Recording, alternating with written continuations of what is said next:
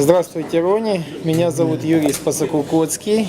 Hello, Ronnie. My name is Yuri Spasakukotsky, and I consider you the biggest and the most massive bodybuilder of all time. Thank you, sir. Был когда-нибудь кумир, человек, который вас Have you ever вдохновляет? had Например, для some многих kind of это было idol Арнольд. for yourself Был ли вообще, который back then мотивировал вас when стать you were таким, starting to lift как weights? сейчас? No, I never had the opportunity to like be a student of the sport of bodybuilding. I kind of was like thrust right into it, and from there, my first year into the sport, I was like one of the top 3 guys in the world.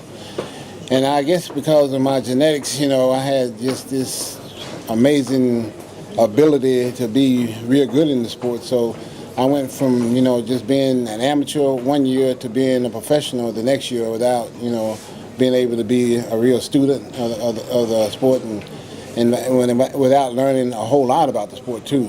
I just, was able to attain this basically through hard work, dedication, and some real good genetics. Many of our viewers know that you came to bodybuilding from powerlifting. And can you give us some numbers, your 1 rep max in bench press and squats, deadlift? Actually, I don't really recall a lot of the. See, it was when and I started powerlifting in 1979, 80, somewhere in there. And it was from 80 to 82, maybe a period of 2 or 3 years where I got introduced into the sport of powerlifting. I did it real seriously for about maybe 2 or 3 years. My lifts were very small. I remember benching about 250. I was squatting about 450 and deadlifting about 450. And this is when I was 16, 17 years old. And I did it for just 2 or 3 years, and I went straight to college. While I was in college, I had no powerlifting or nothing, just straight football. I was just playing football and going to school to get my degree. And I didn't do any powerlifting or anything. I was just mostly just trying to work out and stay in shape. And I only got a chance to work out maybe 2 or 3 times a week when I was in college. So for 4 years, I didn't do any powerlifting, any bodybuilding, anything. I was just able to work out just to keep in shape, for football, and that was it. So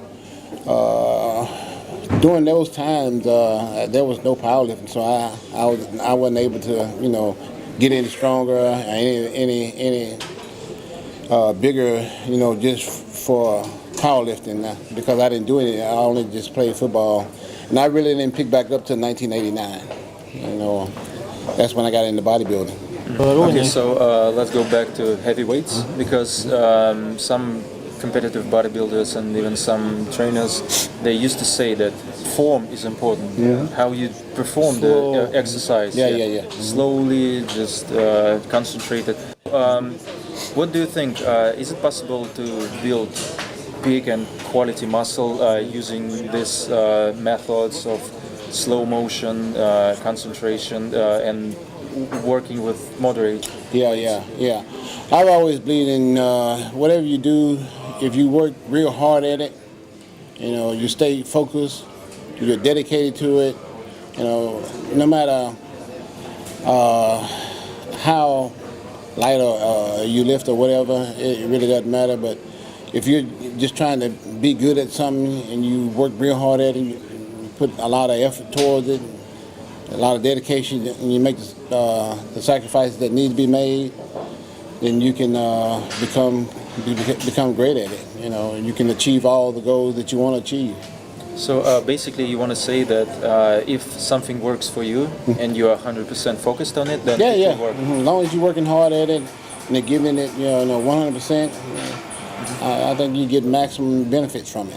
Okay, so the question is going to be about if the trainer is necessary for the champion, because as you know, Rich Piana is one of the most famous video bloggers, not just in the US but in the whole world. Yeah. So and he said in one of his latest videos that you don't need a trainer.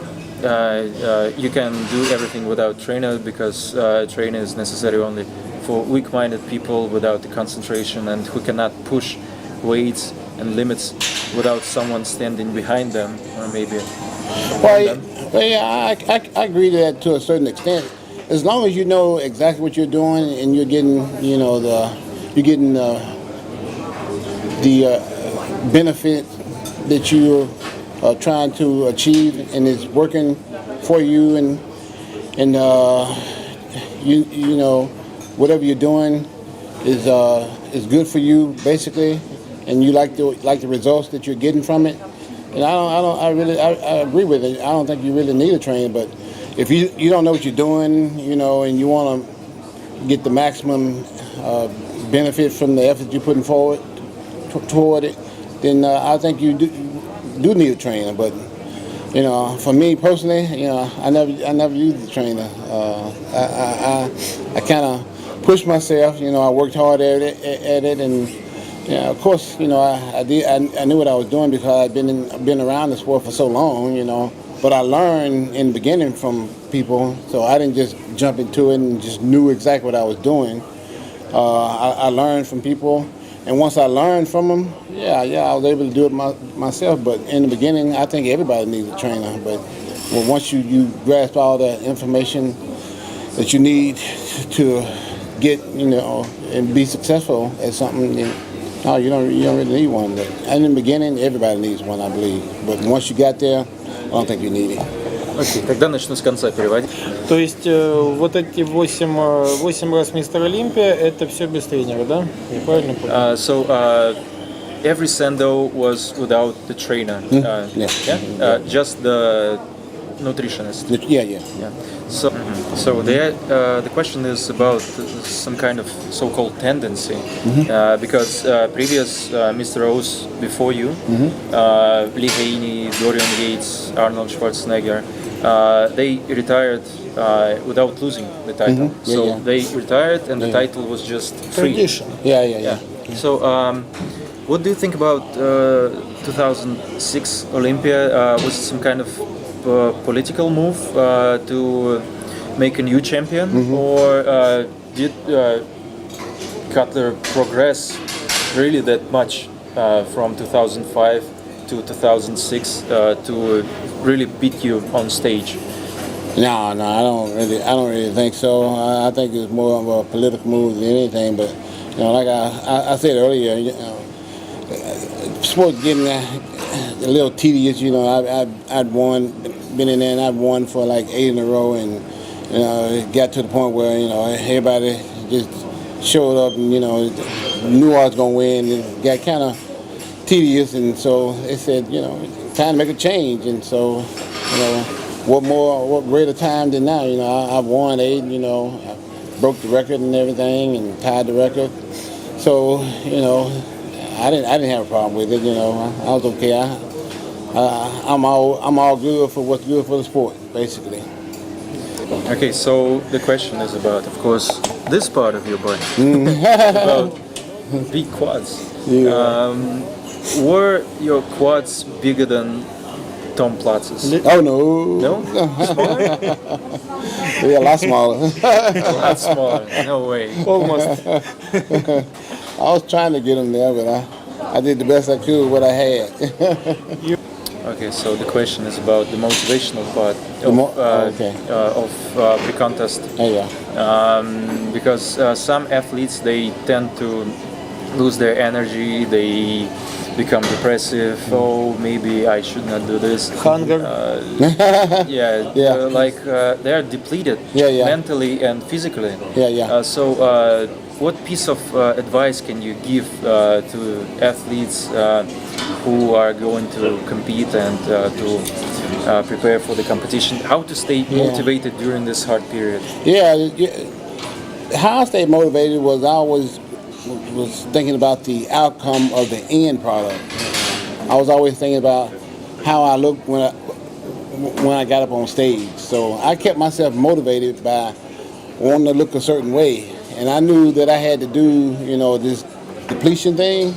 And I know I had to stay depleted for a certain amount of time, but I knew in the end that it was the finished product is what I was striving for. So I kept my motivation up by envisioning how I was going to look the day of the show.